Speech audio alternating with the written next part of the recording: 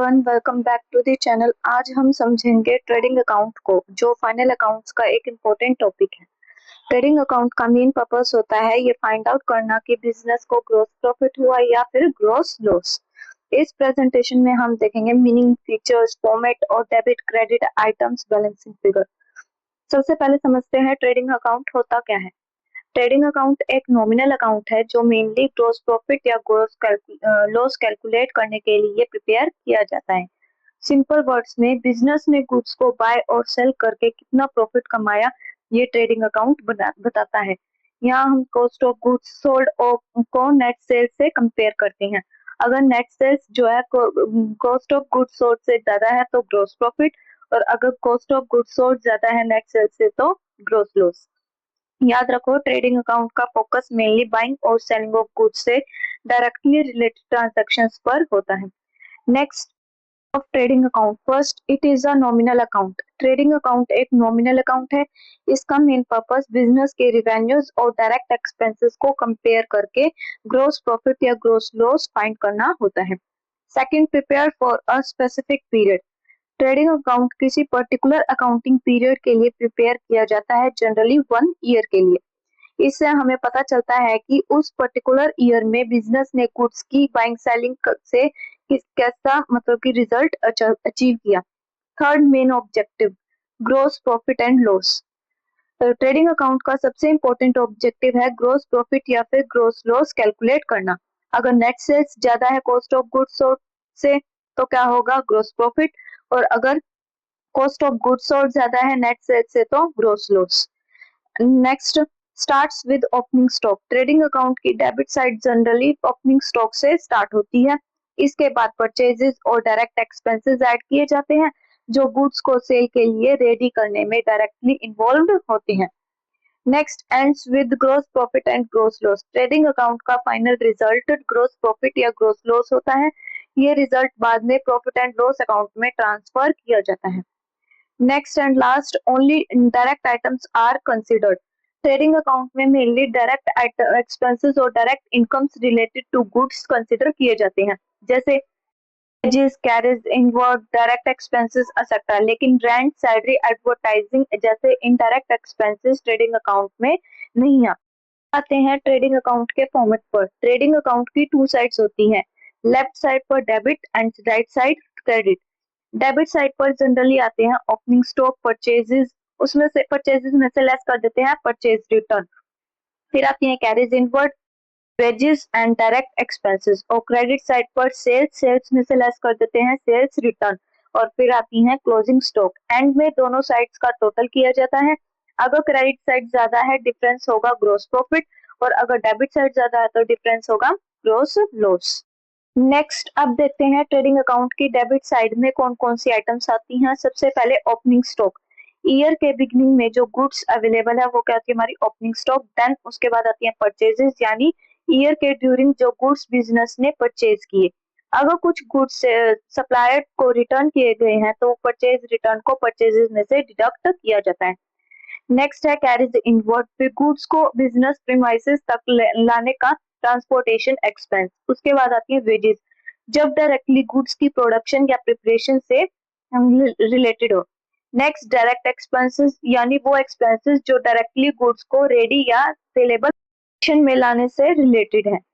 Next items credited to trading account. अब आते हैं क्रेडिट साइड पर। सबसे इंपॉर्टेंट आइटम है सेल्स, यानी कि बिजनेस ने गुड्स जितने अमाउंट में सेल किया। अगर कस्टमर ने गुड्स रिटर्न किए तो सेल्स रिटर्न को सेल्स में से डिडक्ट किया जाता है। नेक्स्ट है क्लोजिंग स्टॉक, के एंड में जो गुड्स अनसोल्ड बच गए हैं। और अगर ट्रेडिंग अकाउंट में ग्रोस प्रॉफिट आता है तो वो बैलेंसिंग फिगर के रूप में शो होता है। तो क्रेडिट को याद रखने का simple way, sales plus closing stock is equal to credit side. Next, gross profit and gross loss. अब सबसे इंपॉर्टेंट कॉन्सेप्ट, ग्रोस प्रॉफिट या ग्रोस लॉस कैसे फाइंड करेंगे। ट्रेडिंग अकाउंट की दोनों साइड्स का टोटल करेंगे। अगर डेबिट टोटल क्या है, क्रेडिट टोटल से ज्यादा है तो डिफरेंस होगा ग्रोस लॉस, और अगर क्रेडिट टोटल ज्यादा है डेबिट टोटल से तो डिफरेंस होगा gross profit. Example, debit side है 3 लाख एंड क्रेडिट साइड है 3,50,000। डिफरेंस कितने का हुआ, 3,50,000 माइनस 3 लाख, यानी कि डिफरेंस है 50,000, तो क्या होगा ग्रोस प्रॉफिट कितने का 50,000 रुपीज। टोटल ज्यादा है किससे, क्रेडिट के टोटल से, तो डिफरेंस होगा ग्रोस प्रॉफिट। और अगर क्रेडिट का टोटल ज्यादा है डेबिट टोटल से तो डिफरेंस होगा gross loss. For example debit side है 3 लाख एंड क्रेडिट साइड है 3,50,000, तो डिफरेंस कितने का हुआ 50,000 रुपीज का, तो ये क्या है हमारा ग्रोस प्रॉफिट। नेक्स्ट अब एक बार कंप्लीट फॉर्मेट को क्विकली रिवाइज करते हैं। डेबिट साइड पर क्या आती है opening stock, then purchases, purchases में से लेस हो जाती है purchase return, then carriage inward, wages and direct expenses. Credit side पर क्या आएंगी सेल्स, सेल्स में से लेस हो जाएंगी सेल्स रिटर्न और फिर आएगी क्लोजिंग स्टॉक। अब फाइनली दोनों साइड्स का टोटल कंपेयर करेंगे, क्रेडिट ज्यादा है तो ग्रोस प्रॉफिट और डेबिट ज्यादा है तो ग्रोस लॉस। बस इतना कॉन्सेप्ट क्लियर हो गया तो ट्रेडिंग अकाउंट का फॉर्मेट आप इजीली प्रिपेयर कर सकते हो। तो इलस्ट्रेशन से ट्रेडिंग अकाउंट को समझते हैं। हमें मिस अरोड़ा ट्रेडर्स के गिवन बैलेंसेस से ट्रेडिंग अकाउंट प्रिपेयर करना है। यहाँ हमें क्या क्या गिवन है, opening stock 60,000 rupees, purchases 2,40,000 rupees, purchase return 10,000 rupees, freight inward 6,000, wages 18,000, direct expenses 8,000, sales 4,20,000, sales return 20,000 and closing stock 80,000 rupees. एक इम्पोर्टेंट पॉइंट, यहाँ पर हमें कैरिज आउटवर्ड गिवन है 4,000 रुपीज का, है ना। तो लेकिन ये ट्रेडिंग अकाउंट में नहीं आएगा, क्यों नहीं आएगा, क्योंकि ये जो है इनडायरेक्ट सेलिंग एक्सपेंस है।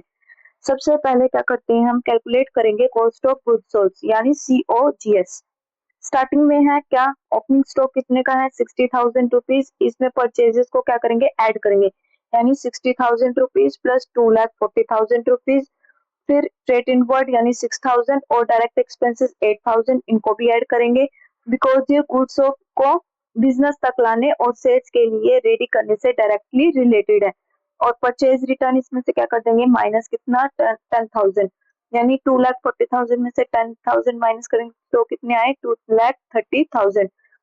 इसके बाद वेजेस 18,000 ऐड करने पर cost of goods available for cash कितना होगा हमारे पास for sale 3,22,000 rupees. Finally closing stock को भी क्या कर देंगे माइनस कर देंगे कितना 80,000, मीन्स यानी कि 60,000 plus 2,30,000 plus 6,000 plus 8,000 plus 18,000 and इसमें से लेस कर देंगे कितने 80,000 रुपीज, तो हमारे पास कितना आएगा 2,42,000 रुपीज। ये क्या आएंगे हमारे पास कॉस्ट ऑफ गुड्स सोल्ड। करेंगे ट्रेडिंग अकाउंट प्रिपेयर करेंगे, सबसे पहले डेबिट साइड पर क्या आएंगे ओपनिंग स्टॉक 60,000 रुपीज, परचेजेस यानी 2,40,000 में से परचेज रिटर्न लेस करेंगे 10,000 तो कितने आएंगे purchases 2,30,000 rupees, freight inward 6,000, direct expenses 8,000, wages 18,000 rupees. Then credit side पर क्या आएंगे सेल्स यानी कि 4,20,000 रुपीज, इसमें से सेल्स रिटर्न लेस कर देंगे 20,000 तो नेट सेल कितनी है हमारे पास 4 लाख रुपीज।